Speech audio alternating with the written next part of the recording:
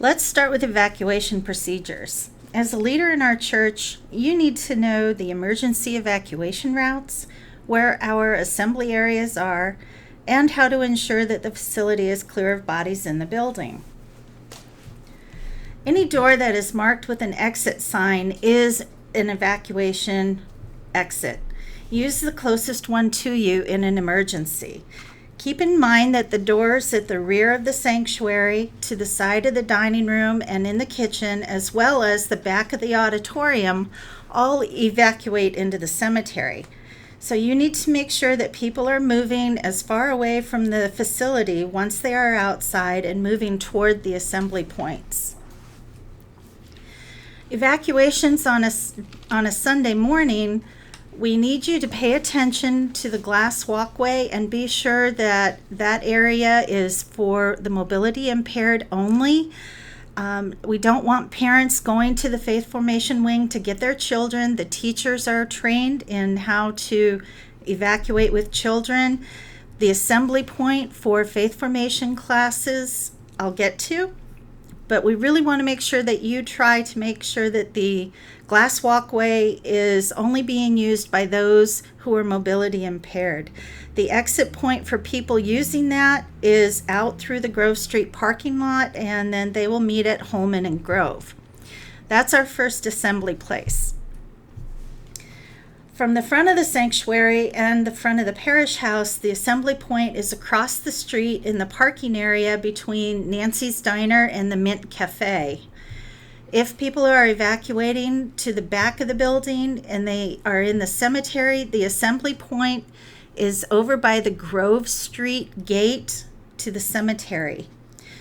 As I mentioned previously, the Faith Formation classes that are in the preschool wing of the building will evacuate to the sidewalk area across the street from the church on Holman and Grove Street. As a leader, if you are exiting from the front of the parish house or the sanctuary, please assist others to safely cross Canal Street. We do have emergency vests in the back of the sanctuary. We encourage you to put on to safely help people cross across the crosswalk, and we have some signs so that you can stop traffic. During Sunday services, please make sure that people remain in the assembly points until the all clear signal is given. Should an evacuation need to happen during Sunday service, the worship associate who is attending the service that day, along with staff, will check to ensure that all bodies are out of the building. Generally, the worship associate is responsible for the sanctuary. Extra staff are for the parish house and the Faith Formation Wing. Each of those places, once they are evacuated and clear, the leaders, the worship associated, and the staff members will contact our minister or whoever the lead staff person is to give the all clear signal. If this happens on a Sunday over the summer, it is the lead worship associate who will be given the all clear signal to let people know it's safe to go, either back into the building or to pick up children and leave. If you're here during a time that isn't during Sunday worship, like during the weeknight, and an evacuation is needed, if you are a leader, please try to help everybody remain calm, assist people getting out of the building, check for bodies in the building at your location only, and then make sure that you are the last one out. Once you're out of the building, make sure that people are far away from the building, and then be prepared to let fire and police personnel know that your area was clear. So next, I'm going to talk about emergency responders. We have 4 members of our congregation who are automatically notified whenever the security alarm in the facility goes off. They respond to those calls and meet with emergency responders as needed. They are on a rotational basis as to who gets called first. Our alarm company starts with the first name and phone number and goes down the list until someone is actually reached. Now, our emergency responders are members of the congregation who live within 1.5 miles of the church, and they volunteer for a 1-year term. They can renew that if they wish. They do send a report to the church administrator after each call they respond to. So, evacuation do's and don'ts. If you're here and we need to evacuate the facility, remain calm. Use stairs, don't use the elevator. Don't stop to retrieve your personal items. Do listen for instructions from staff or emergency personnel. And please don't get in your car and leave, especially if you are parked in the Grove Street parking lot, as that could impair people who are still exiting, or it could impair emergency responders such as fire and police from getting in quickly. In case of fire, we have fire extinguishers throughout the facility. You'll see 2 different types of fire extinguishers. The one on the left, the silver one, is in the kitchen close to the stove for grease fires. It is a K-class fire extinguisher. The ones you traditionally know, such as the picture on your right, are located throughout the facility and can be used for any fire that is small enough that you feel you can handle. In case you need to use a fire extinguisher, there's this great acronym to remember: PASS.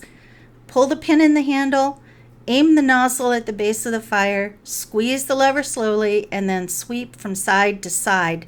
Don't go up and down. Don't aim it just in one location, but sweep it. We also have fire blankets in case those are needed. They are in the sanctuary. If somebody does catch fire, remember to stop, drop, and roll. And we do have 2 fire blankets in the sanctuary. If you happen to use a fire extinguisher or a fire occurs while you are here, take care of it. Once everything is taken care of, please look for an incident report form on the members' resources page of the website or call the church office. I do need to have information on that so I can contact our insurance company, or at least keep the incident on file. Now we'll go to tornado and severe weather procedures. We don't have them often, but they do happen, and then out here in New Hampshire. And the National Weather Service has developed a method of identifying storm conditions that will foster tornadoes. They issue tornado watches and tornado warnings. Now that is the National Weather Service. Our local weather people don't seem to follow those. A tornado watch, I'm not kidding. A tornado watch, according to the National Weather Service, means that the weather conditions are favorable for the development of tornadoes. It does not mean that a tornado has been spotted or identified. But if a watch is issued, you should be prepared to seek shelter. If a tornado warning is issued, that means radar has detected and weather watchers have spotted an actual tornado, and you should seek shelter immediately. If you are here and a tornado warning is issued, seek shelter in one of the following locations. Go to a ground floor hallway, go to an interior bathroom, an interior closet, under the stairs, or any ground floor location away from glass. You want to stay away from windows, get to the lowest point possible, so no second floor, and crawl under pews if you can't get anywhere else quickly. Once you're in a safe location, what you want to do is cover yourself with your hands over your head and coats or blankets that may be available over your body to protect yourself from any flying debris. This example shows how you can crouch down and put your hands over your head to protect yourself, and you want to be close to the most stable part of the building that you can. If there's cement blocks, those are the best. If it's an interior wood wall, go for that. Okay, let's talk about severe weather that isn't a tornado. We'll talk about, for us, really flooding or snowstorms and sometimes hurricanes. We generally have advance warning of all of these. Closing the church is determined by Reverend Allison for Sunday services. So if the church will be closed for a Sunday service, it will be posted on WMUR on our website and on the homepage of the website by 8:30 on Sunday morning. Sadie, our Director of Faith Formation, will determine if Faith Formation classes will be canceled due to weather and will notify Reverend Allison and myself by 8 a.m. And if those are canceled, they will also be posted on the church homepage and possibly WMUR. Weeknight events, if you're here for a team meeting, that's at the discretion of the leader for the event. So it is the leader's responsibility to get the word out to their attendees. If area schools are closed during the week, church offices and daytime events will be closed and or canceled. Okay, now let's go to medical emergencies. So what is a medical emergency? Any situation that requires immediate medical attention or is a life or death situation is a medical emergency. What should you do? Remain calm. Try to assist the person as best you are able and stay with the individual. Have someone call 911 and tell them to stay on the line with the operator until help arrives.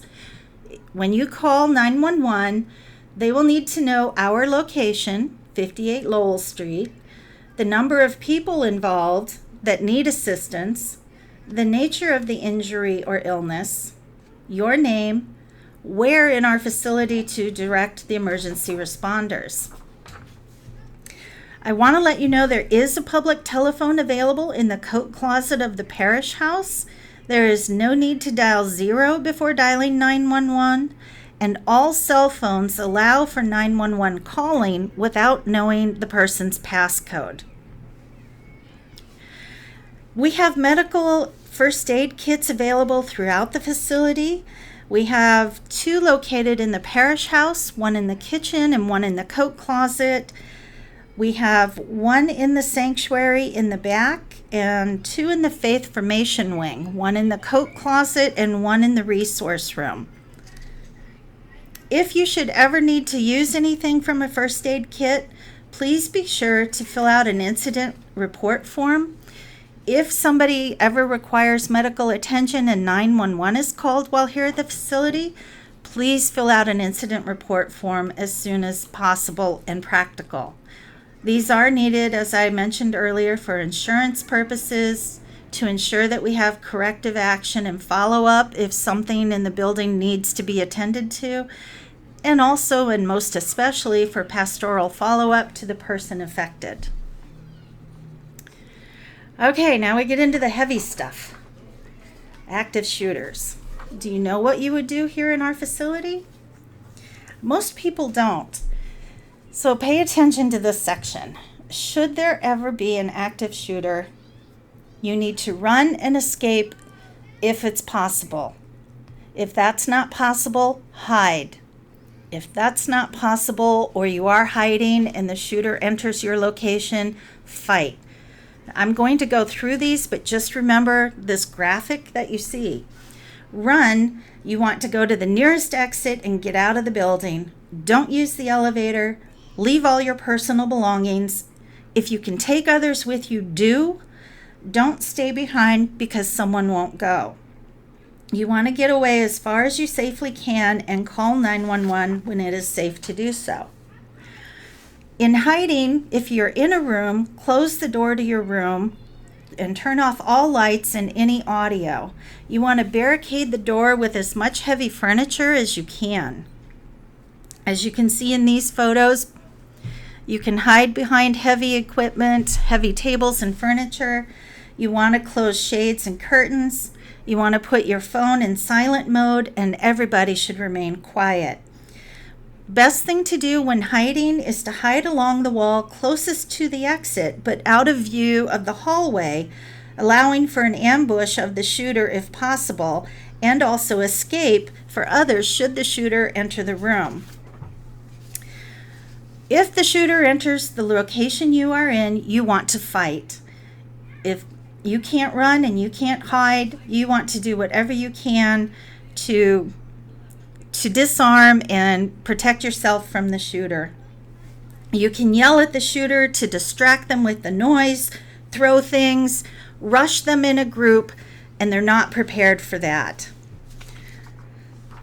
If you are able to get the shooter in a situation where you have immobilized the shooter and the shooter can do no harm, make sure the gun is far away and put something over it so that when responding emergency personnel come in, they don't know who the shooter is. So you want to make sure that the weapon is hidden underneath a trash barrel, and then try to stay calm and listen to the responding personnel when they enter the facility, the police. Like I said, they're not going to know who the shooter is. They may ask you to lay on the floor with your hands on your head or behind your back. Do as they say and follow their directions. If this event should occur, or any type of situation occurs that would involve media, Reverend Allison and the president of the board are the ones who are authorized to speak for the church. Please direct any inquiries to Reverend Allison or the president. I appreciate your time and thank you for listening.